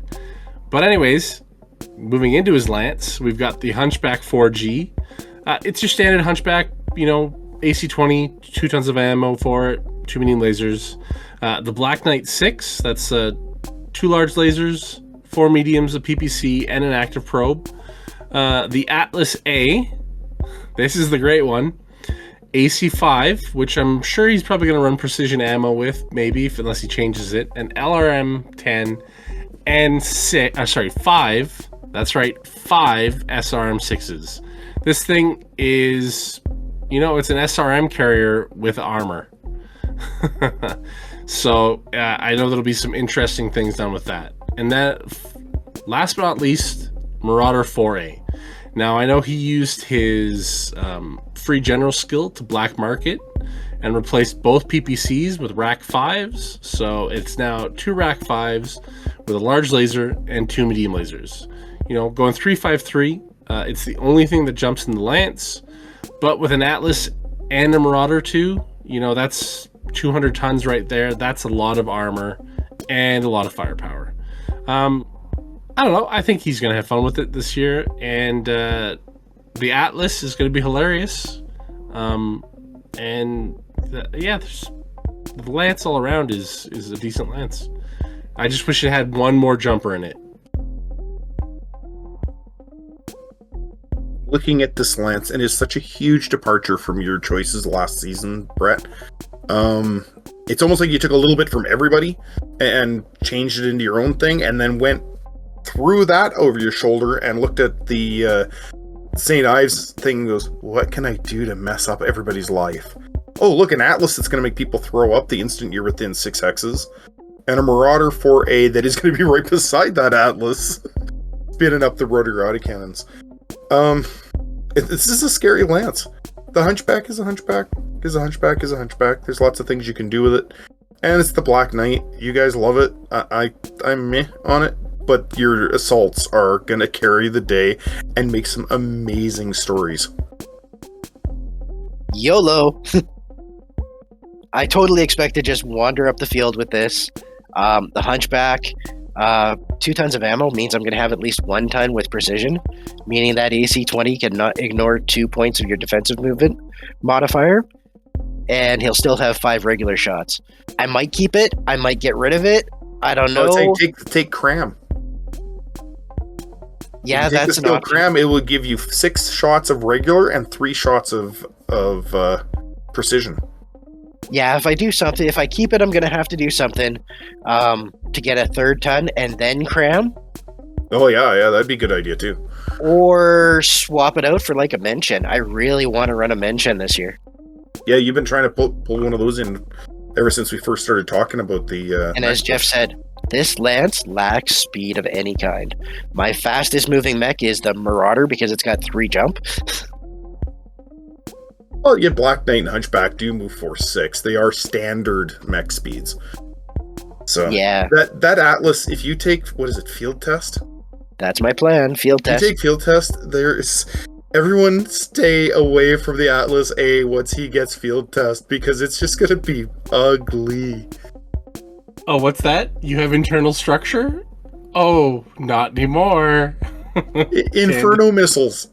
Oh, You're like plus 15 more to you. heads. Here's plus 15 to you. Plus 15 to you. Oh, wow, plus 15 to you. It's going to be amazing watching that mech go in, and I have no idea if we face each other in the regular season, but I'm hoping somebody just kneecaps you in the parking lot before I see you in the playoffs. The Atlas is just literally there to be like the guy that wanders in the middle and goes, poke, Yeah, poke, poke. it's a great mech. It's going to be fun. It is fun. We both sat here the other night trying to figure out what we could do with it engineering to make it even more disgusting. And in our usual Uncivil Discourse fashion, we will be allowing Jock to join us every once in a while to do his Jock's Awards. He's got it set up for this season, for preseason, and beyond. So enjoy this, and we'll talk to you in a few minutes.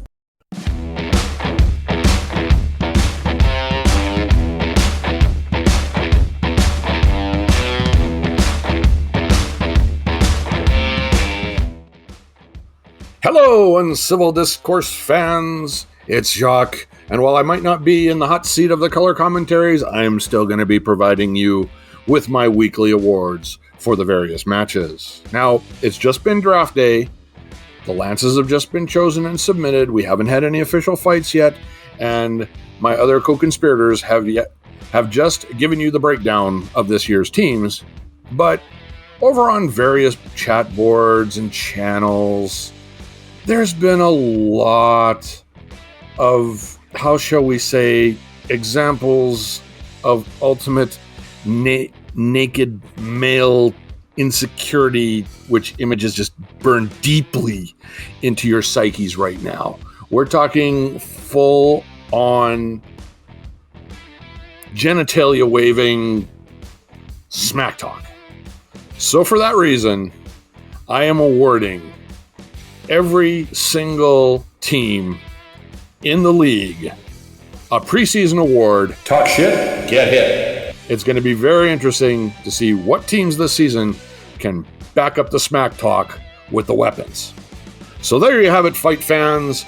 My first Jock Award of the season, even preseason. We'll see you next time.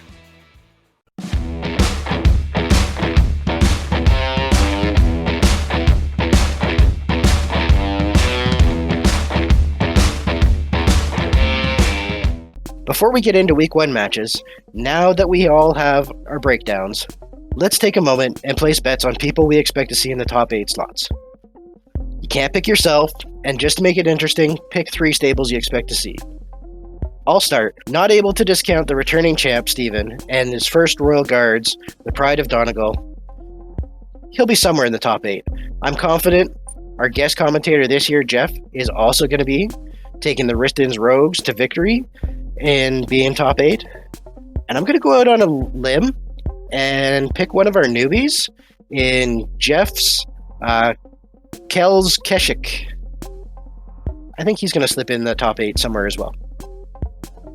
I wouldn't have picked myself for top 8 last year, so I won't bother with this year anyway. Neither would have any of us. Yeah, I noticed. Ouch. Yeah, I'm so used to it from you guys, I've stopped listening. So, top 3, top 8 players, in my opinion. I'm going to not copy you, Brett, as much as I want to, because you have 2 real obvious choices. I am going with my wife, Heather. She's going to continue being a dominant player. She's good. She knows the rules. Absolutely uninterested in the fluff, but you don't really need to know what to play the game. I think she's going to be in the top 8. I am going to give Paul Crooks in the top 8. I think he's going to have a couple of weeks of ring rust, and then he's going to start choking people out. And then my last one I am going to pick. I am going to go Max. I think Max has got a game plan inside a game plan inside a game plan. If his dice are even average, I think he's going to be in the top 8. Yeah, picking the wife, eh, Lee? You just want to stay off the couch. She's just better than you, dude. That's why I expect her to kick your ass. She's already committed the faux pas, sir, with the naming of some of her pilots, so... Yeah, that's just bad juju. Yep. Anyways, no, I think Heather's going to do well this year, too. My top 3, though, I wouldn't say top 3, but 3 people that I think are going to end up in the top 8. I think we'll see JP up there again with his. I agree with Brett. I think Geoff is going to be up there with his Kell's Keshik. And then, as much as he likes to bring himself down, I think we're going to see Aaron do a lot better this year too with his lance. Aaron's got a very well thought out lance, actually. I played against him preseason with a different Axeman, but it still did really well. I think he might have actually decided to go with the LRM-15s because of the fact that he noticed that I was outranging him. And if he rolls even as half as good as it's painted, he'll do really good. Mm-hmm. All right. Now, normally we would have some other slots in segments here, but since this being preseason, let's take a look at some interesting stats that we've got coming up instead. In the pairs category, we see 2 of each of these mechs. Crabs, don't say anything. Hunchbacks, Axemen, Black Knights, Victors, Salamanders, and the Cerberus. Following that, with triplets, we have the Thunderbolt, Grasshopper, Marauder, Awesome, Longbow, Phoenix Hawk, Wolverine, and Nightstar. With 4 of a kind, we see the Wraith, the Archer, and the Warhammer represent. And on a low end, we actually only have 2 stables this season running double medium mechs, but 8 stables running double heavies. And 13 stables, which is over half, are running double assaults. There are 92 mechs this season in 23 different stables. We have 25 medium mechs with a 27% representation, 31 heavy mechs with 34% representation, and 34 assault mechs with a 37% representation. I gotta say, before you get into your next stat there, Geoff, I think that might be a sign that our BVs were too high. I, thought we should have kept it lower, but... Yeah. Geoff and I wanted to play with the toys. Here's the thing, right? Is if you look at some of those heavies, though, some of those heavies, if you took some of the advanced ones, are more than some of the assaults we're seeing. 2152 Warhammer. Yeah. So what we're seeing is people go for the armor over some of that advanced tech, right? So Who knows? Well, I guess we'll see how it plays out in the season. But, not surprising, our most popular mech of Season 2 so far, Banshee 3S. Seeing as we have 5 of these, which in its own self, for the assault side of things, is a 5% representation. That is heavy hard. That's a lot of walking metal. Yes, it is. Oh, for sure. I'll be very interested to see how each one is either modded or not modded. I expect them to copy you very closely. And on this note, we want to make sure that everybody remembers when marking your sheets, If you kill something, mark it down. When you get killed by something, mark it down so we can keep track of that this year. Yeah, the more information you give us, the more we can give you for stats and tracking. So please remember, mark it all down so that we can bring you all this information that not everybody gets to see while you're playing your games. Yeah, and while there's no actual award for most deadly mech, not yet anyway, we really think it's fun to know. I'm quite sure it's going to be Banshees and maybe Night Stars, but it will be really good to know who's got the deadliest mech. Maybe it's going to be a Wraith. Maybe there's just going to be one of those little backstabbing buggers shooting people in the back all day. All right, that's going to take us into the schedule for week 1. Week 1, game 1. We might as well start the season off right with a little father-son rivalry. The ComStar Doombuds, headed by Alexander, versus the second St. Ives Janissaries, myself. Lee, what do you think about this matchup? Long time coming. A little bit of smackdown due to the amount of smack talk that was going on last season. I trying to remember your lance exactly, Brett. I don't know what your ECM bubbles are.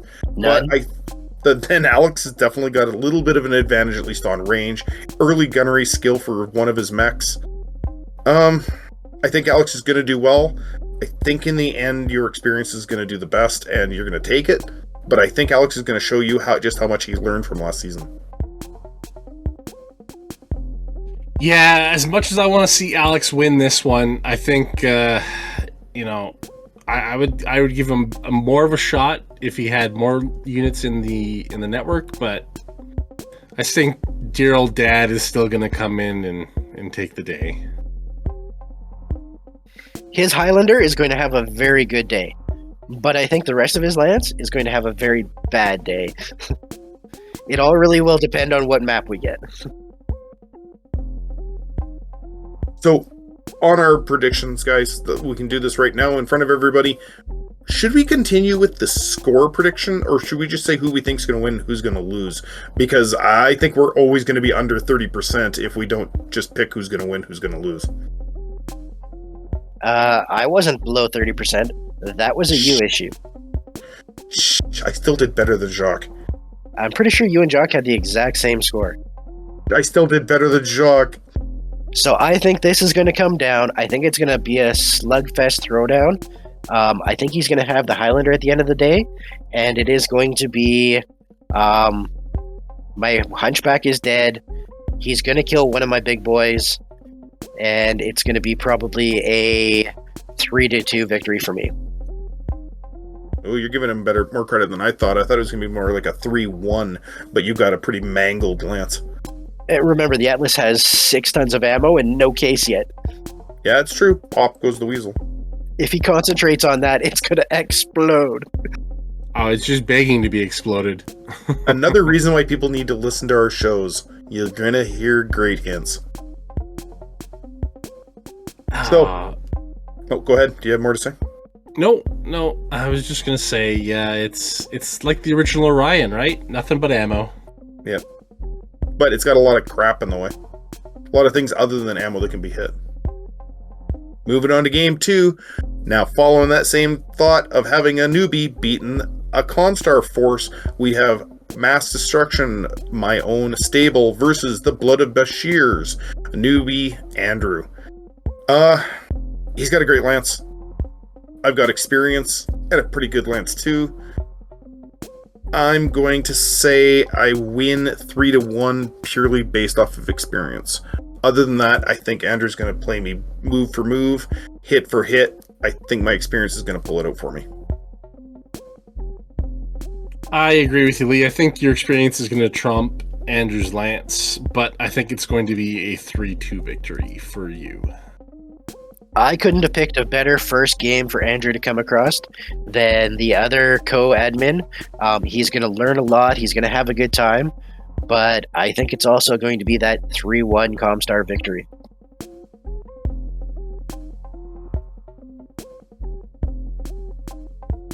All right, game 3 we have is, one of our old players against, again, one of our new players. We have the Donru Tiger Slayers, which is, Paul's son, Brandon, facing off against the evil old men in John with the Fallen Angels. So, John is coming down with his dice as usual. I know he got some new dice for the season. I don't know if he's put the fear into them yet by executing a set or two. But I think, I'm going to say Brandon is going to take this.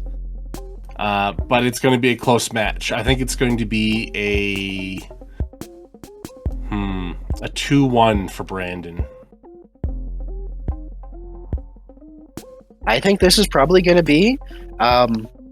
Brandon's got some good chops to him from the conversations I've had. He was almost one of my picks for top 8, but I just don't know him well enough yet. I think it's going to be a 3-2. I think it's going to be a slugfest, and I think it's going to come down to where the shots land, but I think Brandon's just going to slip it in. I'm really looking at this lance, these two lances. Now, John obviously has a ton of experience, but some of the worst dice rolls of any other human being other than myself. So tactically, I think John's got a good plan. I think he understands his lance. I don't know Brandon at all yet. He's coming from good stock, so he's going to have some Battletech chops under him. He's definitely going to have played some. I'm going to pull a Jock special here, and I'm going to pull a tie. 2-2. I mean, John is one of the few stables that's coming out of the gate ready for C3 with that Mercury. But if that Orion gets close, oh my god, those missiles. All right, game number 4. I think we should sell tickets to this next match. It proves to be probably one of our most interesting in week 1. The Free Rasselhog versus more pirates. Blitzkrieg Jezebels versus Wriston's Rogues. Lee's been beaking about this, so go ahead, Lee. All right. Geoff, your lance isn't ready yet. It's not fully prepared. Heather's is almost solid with no need to upgrade mechs.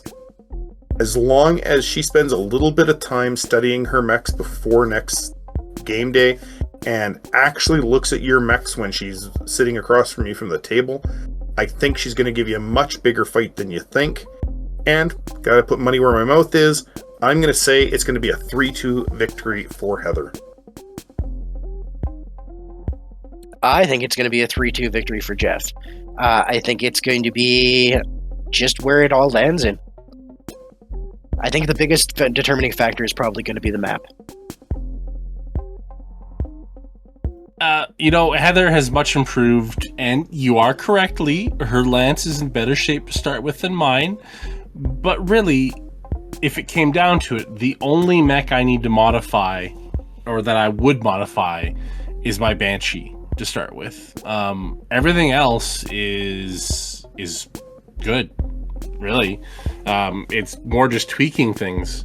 But, stranger things have happened. I could have dice like I had last season at the very end of the season, where, I was hitting for less than 33% of the time on shots fired, even though I needed 5s and 6s, hey, it's a dice game.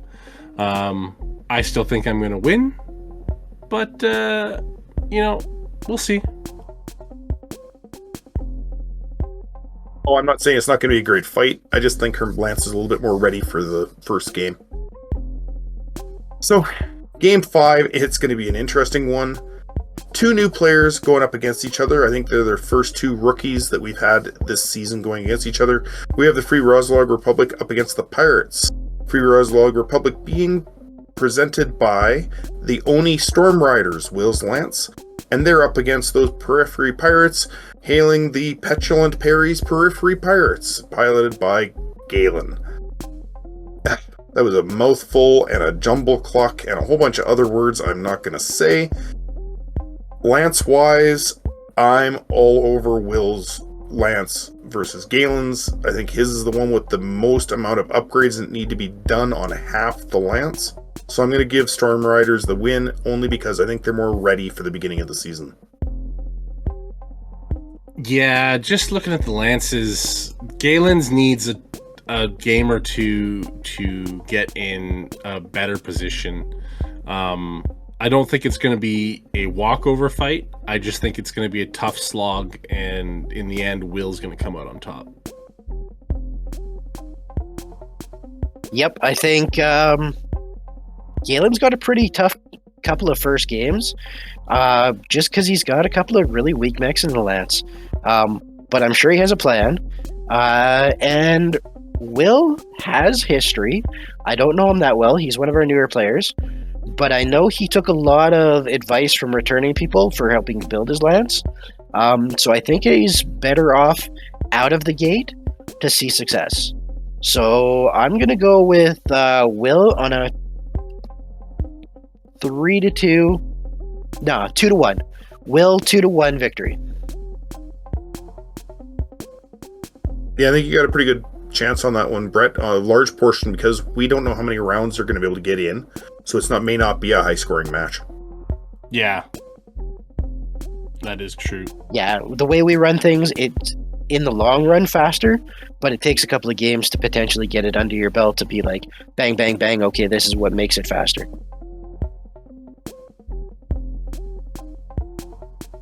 All right, Game 6. We have new to the league, representing the Free Worlds League.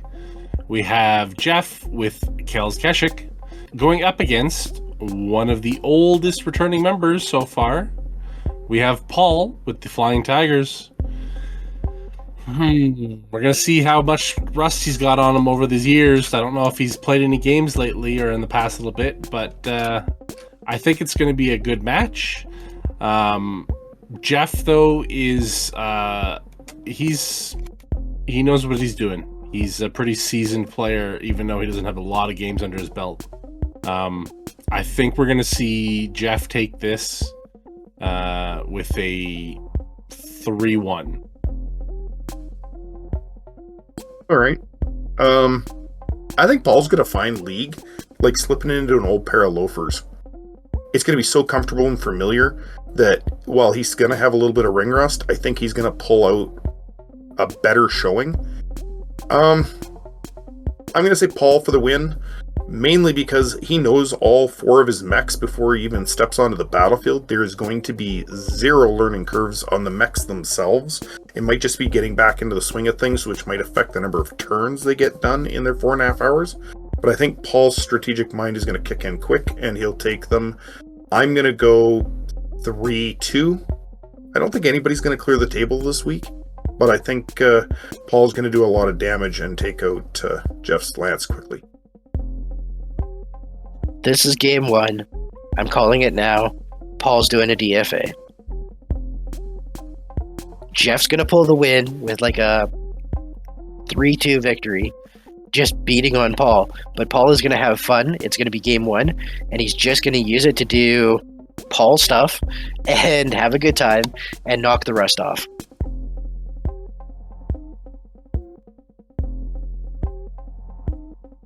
Game number 7. We see another 2 new to the league members trying to prove where they deserve to be in the pecking order as the Free World League come up against the Mercs. Jay with his Lords of the Underworld versus Max with Abashi's Avengers. Well, I did say I think Max is going to make the top 8. Don't know anything about Jay. Not at all. Not his Battletech background, not his gaming background. I don't know anything about him. Geoff didn't give us a whole lot of intel on that. Max, I think, has a very sharp mind in the engineering, which means he's probably got a pretty good mind when it comes to the tactics. I'm going to say Max is going to take the win over Jay only because with the amount of discussions and talks I've had with Max about rules over the past 2 months, I think he's already got a leg up on a lot of the new players on rules knowledge.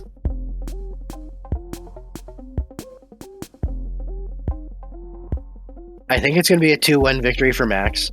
I think it's going to be a lower turn game as they get used to just the style.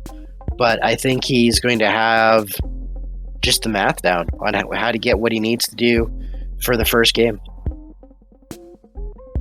Yeah, I think Max is going to do very well, in the league this season, and I think it's going to start straight off in Game 7 here that he's going to take the day. And that's no smack on Jay. We don't know anything about him. His lance is definitely solid. We just don't know how he plays or what his rules knowledge is. Yeah, I can't talk the guy up or down because I have no knowledge of him. Yep. Good luck, Jay. Do well, and we look forward to seeing you and getting to know you, and then we'll have more of an opinion on how we expect you to play. Game 8. We see a grudge match, which has the Federated Sons facing off against some Mercs with a plan, as we have 2 returning stables this game.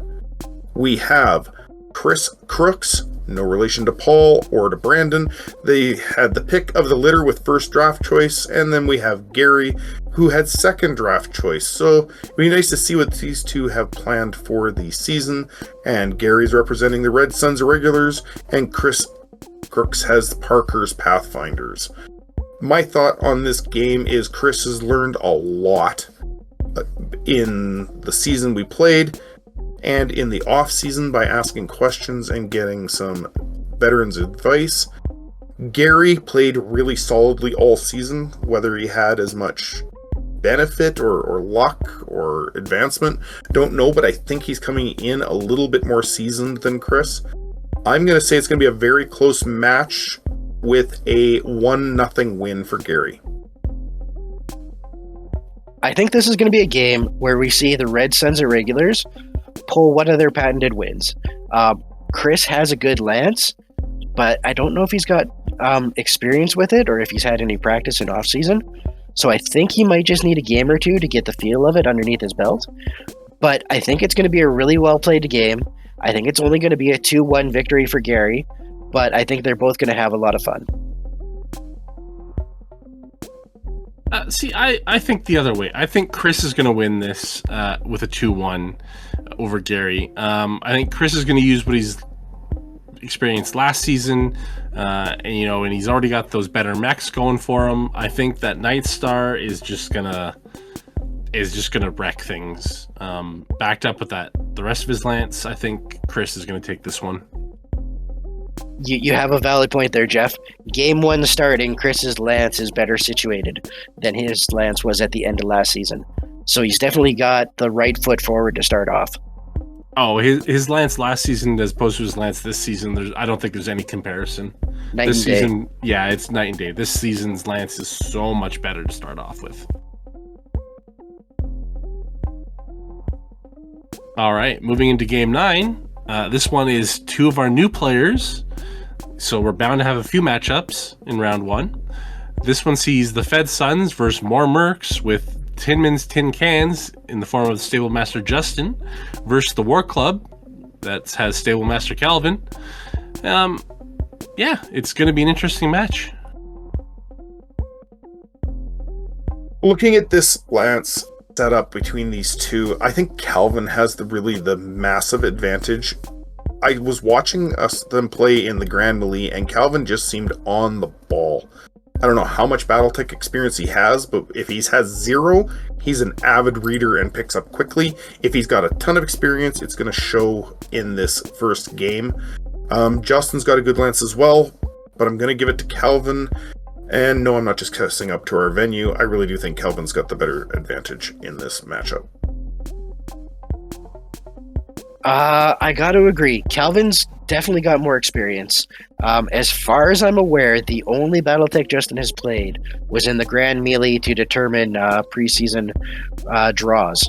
So while he's got amazing enthusiasm, I think he's just going to need a few games to get everything under his belt, get the way that the strategy and the tactics, how everything works and runs.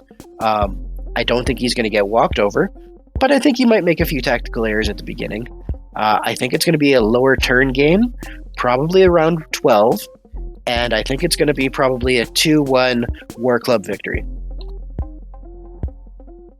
Yeah, I think Calvin is going to win this one. I think it's just going to be the fact that Justin doesn't have a lot of games under his belt. and is just going to take a couple of games to get used to playing how the league is and getting into Battletech. So I think Calvin's experience is going to carry this for him. Yeah, for all of our new players, it is pretty much widely accepted that it takes some time to get used to things and get just the feel of it. So we are happy to have you, and we're going to do our best to make you successful. And let's see where things go with Game 10. Reenacting the Civil War, we have some Fed Sons on Lyran Violence for Match 10, folks. We'll see who comes out on top this time. Laura running the Thumper's Revenge versus Chris M's Vandal's Valkyries. I'm just trying to figure out where to start for this. Last season, I think all of us were really cheering for Laura, and she did a very good job of being a really solid team. When I played Laura, I noticed how aggressive she was and how she liked to really get into your face. If she does that this first game, Chris is going to eat her alive. It's going to be like watching piranhas attack a very, very small, defenseless goat. Except she's bringing all the other M's. I know, so she shouldn't charge in. That doesn't mean she's not going to. She's just an aggressive player, and I'm not against a change in style. I just don't know how it's going to work out. If she stays back, Chris has got a lot of work ahead of him because he's going to have to weather that storm. They're almost like perfect opposites. You've got really big, heavy, close range firepower, and you got a lot of long range. Flipping coins here. I'm going to say Chris is going to win it on a 3-2. Yeah, I think 3-2. Because if he does get in close, I think Laura's going to panic a bit. I think this is going to come down to map. Is going to play a huge factor in this game. If it's an open map, fairly open map, Laura's mechs are going to have a field day just raining LRMs on Chris's mechs. But if you get something with enough cover for him to move forward, Chris is just going to keep moving forward and weathering that. And once all those AC-20s and LB-20s get into play, stuff's going to go down quickly. In the end, though, I do think Chris is going to take it, but I think it's going to be a 4-2. Interesting call. First four-way win.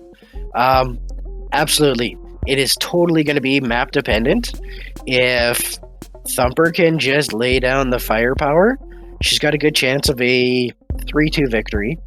If it is a map where Chris can spend 6-7 turns just getting there without taking too much fire, and then all of a sudden pop out his whole lance at medium-ish range, then he's going to have a good day.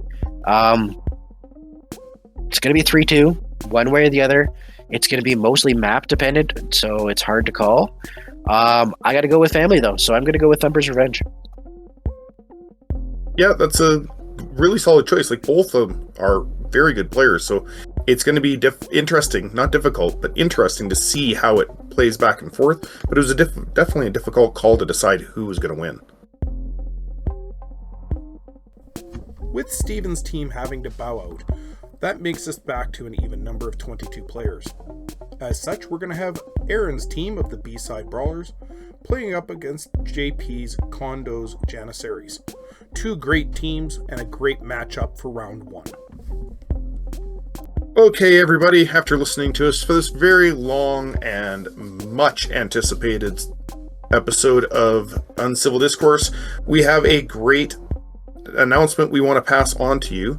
As of the time of this recording, we are at 94 subscribers, 6 shy of 100. And if anybody knows anyone that loves Battletech or tabletop gaming, try to get them to join our channel, as it helps us move up and helps us get more information for you guys as well. Thanks again for your patience and tuning in this time. Preseason is always a longer episode, so we thank you for staying with us, to those that are still here at the end. And we look forward to another exciting Season 2 of the Calgary Battletech League with all of our players and our viewers. Thank you. That's right, folks. Thanks for sticking with us on this extra long episode. Like Brett said, opening season. So we look forward to seeing all of our members at the next game. And the rest of you, we'll see you next podcast. Have a good night. Hello, YouTube fans. This is your old buddy Jock with a very special announcement. Thanks to a very special member of our community who has requested to remain anonymous, we have some extremely exciting news. This member painted and donated a lance for us to give away as a random prize to you, our subscribers. And let me tell you, these mechs are even more beautiful in hand than they are in the pictures. Painted in a Free Worlds League purple, this League-compliant lance includes a Phoenix Hawk, a Rifleman, a Warhammer, and the Immortal Atlas.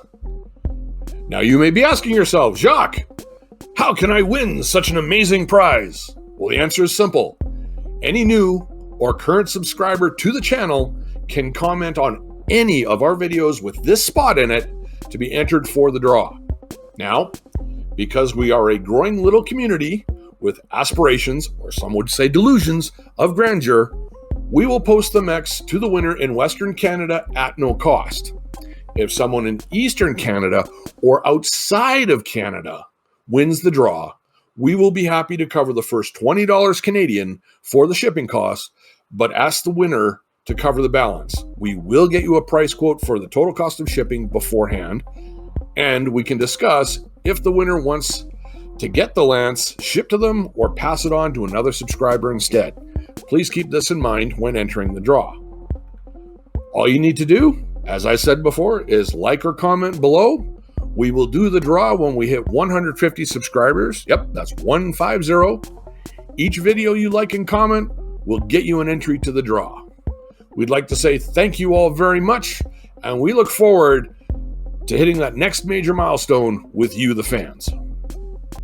Coming at you like a shot to the cockpit. Good night and lights out.